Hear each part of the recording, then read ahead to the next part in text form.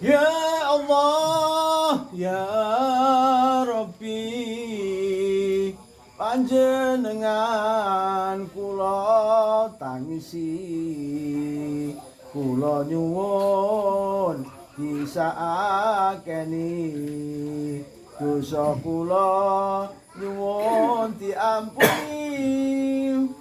Para santri, putra lan putri, mulai iki sregep ngaji kanggo sanu yen wis mati, yen ditingali marang Gusti, kabeh manungsa bakal mati, yen wis mati terus diadusi, diwuduni ya diminyai, dipocong karo kain mori, dicekake terus disolati, dilebokke ning jero jepuri, dikubur ning jero bumi, jero kuburan rasane wedi, sing lawan kabeh padha bali, ora ana sing gelem ngancani, ora ana sing gelem nunggoni, amale kurang bakale rugi. Ya Allah, ya Rabbi, panjenengan kula tangisi, kula nyuwun disakeni, dosa kula nyuwun diampuni.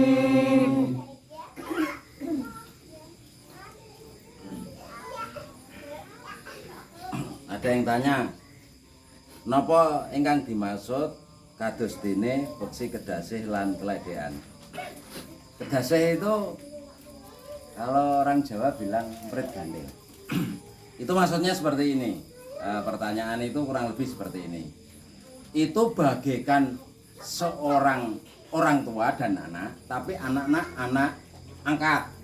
Jadi itu bagaikan burung kedasih dan keledean. Keledean itu induk kecil tapi jadi induknya kedasih.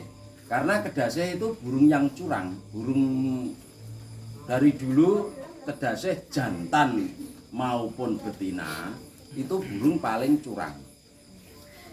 Kedasih itu kalau entah jantan entah betina, kalau mau bertelur, kedasih betina bertelur itu mencari sarang lain, cari sarang lain. Kalau misalkan ini ada burung teledean, ada sarang teledean, dia kalau teledeannya baru pergi meninggalkan telur, dia langsung bertelur di situ, bertelur di situ. Telurnya teledean dibuangi sama kedasih, biar telurnya kedasih diingkrami sama teledean. Jadi kedasih itu anak angkatnya teledean, istilahnya gitu. Itu kalau misalkan ini burung kedasih, ini belum burung teledean. Misalkan kok burung teledean posisi mengeram, dia mau bertelur, ditungguin, dilihat dari jauh, dia pergi. Kalau waktu pergi misalkan cari makan, burung kedasih langsung datang, langsung bertelur, langsung khawatir konangan, dia pergi lagi. Jadi belum sempat membuang telurnya teledean kedasih, burung kedasih tadi. Nah, kedasih suatu saat berarti kan burung teledean tadi itu mengerami beberapa telurnya sendiri, telur teledean. Yang kecil-kecil burungnya kan teledean kecil mungkin segini atau berapa, nah kedasih kan agak gede lah, mengeram juga mengerami telurnya burung kedasih. Tapi burung kedasih itu pasti netas lebih awal, entah karena apa, pokoknya kedasih lebih awal daripada teledean. Setelah menetas, bayinya kedasih itu sendiri setelah menetas, matanya belum terbuka itu sudah punya jiwa jahat. Nah, kurang lebih seperti itu. Matanya masih terpejam pun punya jiwa jahat. Dia netas. Ini telurnya teledean pasti dibuang sama anak-anak tetasan kedasih tadi. Walaupun baru netas sehari. Baru netas sehari itu dia sudah jahat, punya jiwa jahat. Telurnya itu dibuangi sampai habis, tinggal dia sendiri. Kedasih itu kan kalau nelur itu biasanya cuma satu. Nah, sampai kenapa dibuangi? Biar tidak menjadi saingan. Kalau dibuangi telurnya kan telurnya nggak menetas, dia sendiri. Lah sedangkan burung teledean burungnya kecil, siap menyuapi anak kedasih tadi, anak angkatnya istilahnya. Nah, setiap menyuapi kan wong ini turunan besar, turunan burung besar, kedasih agak sedikit besar, 3 kalinya lebih besar atau mungkin 4 kalinya lebih besar dari teledean, dia cepat berkembang. Burung kedasih itu burung yang paling jahat inilah, makanya tadi dibuat ada yang tanya itu kurang lebih burung yang paling jahat. Nah, burung teledean kalau udah pergi, dia pulang tidak membawa makanan, tidak membawa ulat, marah kedasih ini. Induknya dipatuhi. Kalau datang harus bawa makanan los. Sedangkan makanannya kedasih banyak sekali. Dia burungnya besar, yang menyuapi burungnya kecil, burung teledean kecil. Artinya dia capek ini pergi keluar cari ulat, ngasih makan gitu sampai besar, sampai menjadi besar, sampai bisa menjelang terbang, sampai sudah menjelang terbang masih disuapi sampai betul-betul terbang dewasa dia pergi. Nah, itu kalau rangkuman ceritanya kurang lebih gini. Ini kan tadi kedasih itu anak angkatnya teledean.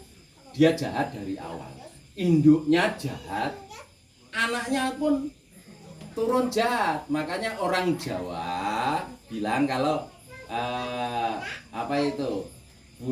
buah tidak jauh dari pohonnya atau apa itu loh, kurang lebih ya seperti itu. Itulah burung kedasih.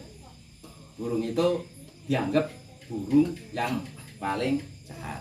Nah, tapi di dalam Islam, nah kadang ada yang bertanya lagi tadi. Kurang lebih begini, tanyanya lagi itu, ini yang ditanyakan di dalam hadis diterangkan tidak ada malapetaka yang dibuatkan oleh burung. Di dalam hadis itu ada seperti itu. Tapi orang Jawa kadang kan pemikirannya beda. Contohnya kedasih itu merit gandil itu loh, yang tweet bunyinya seperti kurang lebih seperti itu, merit gandil. Nah, itu kedasih itu yang dimaksud itu. Makanya kadang-kadang orang Jawa kan dianggap itu balak dan lain-lain. Nah, karena itu dianggap hal-hal yang mengandung kejahatan burung. Tapi ini di dalam Islam itu tidak ada. Di dalam Islam tentang hadis Bukhari dan hadis Muslim menerangkan bahwa tidak ada balak yang ditimbulkan oleh burung oleh bulan Safar pun, sekalipun bulan Safar. Kadang kan ada orang-orang Jawa bilang, oh bulan Safar ini ada balak-balak gini, terus menjadi tolak balak, mencari tolak balak bulan Safar. Kan ada orang-orang Jawa seperti itu. Tapi di dalam hadis itu tidak ada keterangan seperti itu. Hadis Bukhari dan Muslim tidak menerangkan Nabi Muhammad dawuh tidak ada balak yang diturunkan oleh hewan apapun. Maksudnya Allah tidak menurunkan balak lewat burung dan lain-lain, kurang lebih seperti itu. Itu tadi hanya menceritakan seorang anak angkat bagaikan burung kurang lebih kan bagaikan burung kedasih dan burung teledean. Maksudnya seorang anak angkat yang sudah dirawat induknya tapi berbuat jahat, memusuhi keluarganya. Tadi kan telur-telurnya dibuangi kan termasuk calon keluarganya, calon saudaranya dia, saudara angkat tapi dia tipenya jahat. Jadi kurang lebih yang ditanyakan seperti itu. Nah, terus ada yang tanya juga begini, kan pernah Sunan Kalijogo pernah mengarang kidung rumeksa ing wengi kalau nggak salah. Sunan Kalijogo itu kidung rumeksa ing wengi itu tentang tulak balak. Nah, ini zaman dulu, zaman Kasunanan dulu, kalau orang ngaji kan kadang orang-orang zaman dulu kan selalu kadang serba takut, dihubungkan dengan klinik, dihubungkan kalau ada orang sakit, ada orang apes di dalam kehidupan juga harus gini-gini lah. Sunan Kalijaga itu tipenya Jawani. Sunan itu tipenya Jawani. Jadi terus akhirnya ngarang Kidung Rumeksa ing Wengi. Yang mana kidung itu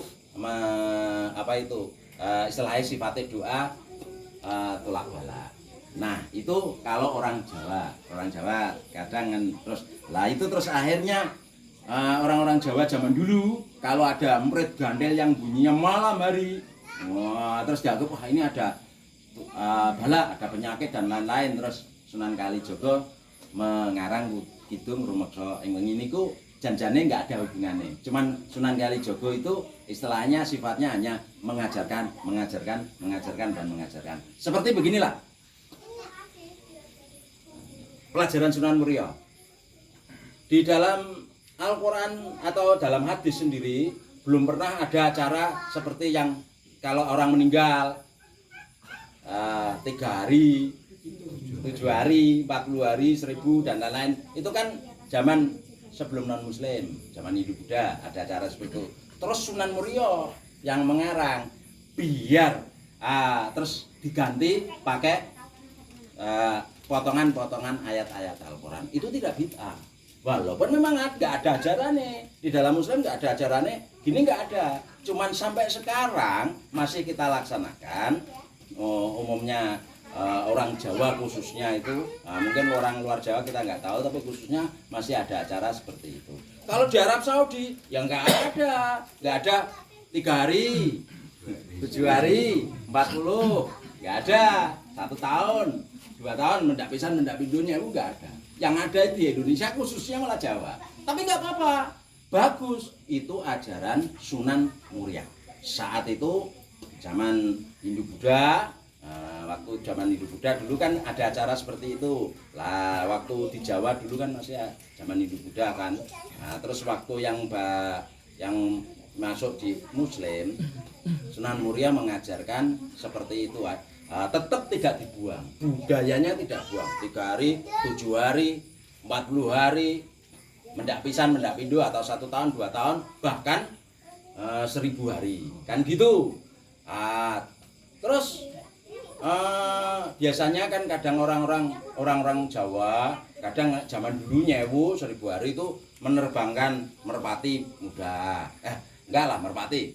Kalau nyewu itu merpati. Kalau sudah meninggal. Alasannya begini, biar terbang kemana nggak tahu, pokoknya ada yang bilang udah biar diterima atau bagaimana.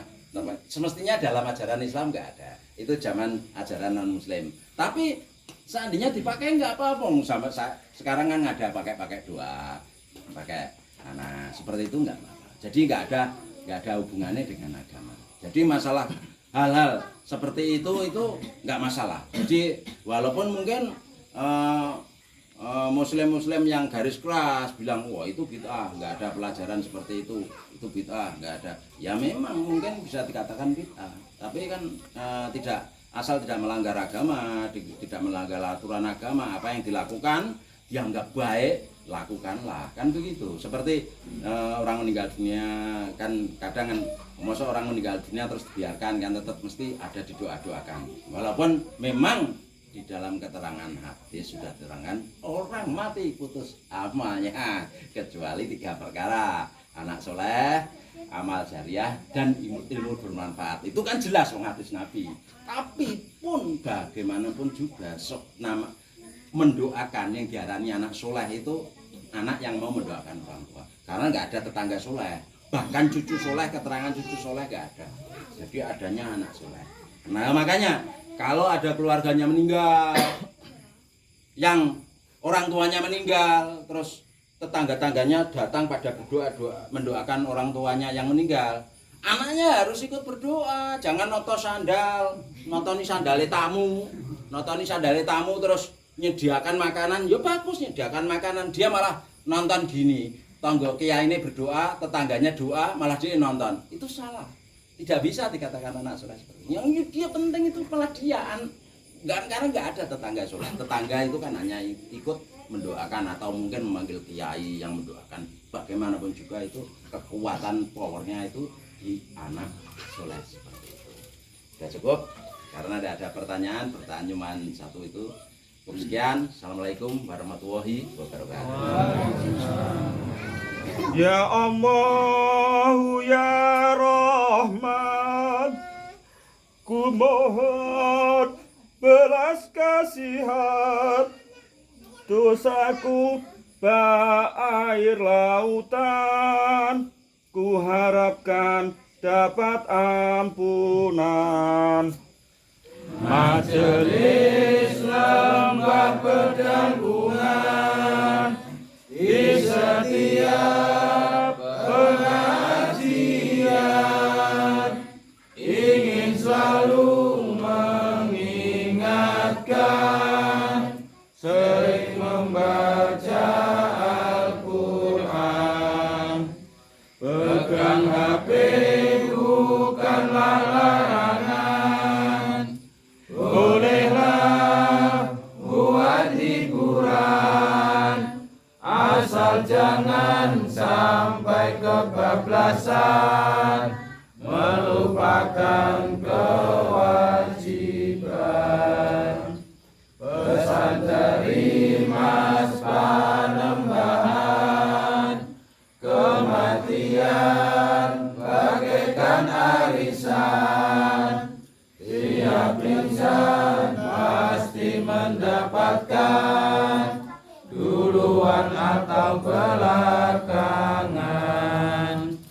Bedanya ini kawan, arisan ingin dapat duluan, kematian ingin belakangan. Itulah